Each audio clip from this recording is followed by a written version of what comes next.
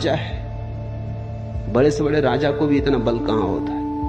कहो उठो तो उठते हैं लोग, कहो बैठो तो बैठते हैं लोग, सब उसके हाथ में। स्कूल का मास्टर ही सही, कलेक्टर हो, डिप्टी कलेक्टर हो, मिनिस्टर हो, कोई भी हो, जैसे ही रिटायर होता है वैसे ही बल खो जाता। अब कोई रास्ते पर नमस्कार नहीं करता, अब कहीं भी उसकी कोई सार्थकता नहीं मालूम होती, वो फिजूल मालूम पड़ता है, जैसे कूड़े के ढेर पर फेंक दिया गया या कबाड़ खाने में डाल दिया गया। अब उसकी कहीं कोई जरूरत नहीं, जहां भी जाता है लोग उसको सहते हैं, मगर उनके भाव से पता चलता है कि अब जाओ भी, क्षमा करो, अब यहां किस लिए चले आए, अब दूसरा काम करने दो।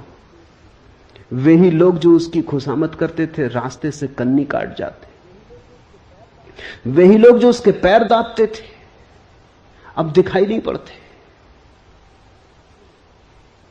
अचानक उसके अहंकार का गुब्बारा सिकुड़ जाता है, जैसे गुब्बारा फूट गया, हवा निकलने लगी, पंचर हो गया, सिकुड़ने लगता है। जीने में कोई अर्थ नहीं मालूम होता, मरने की आकांक्षा पैदा होने लगती।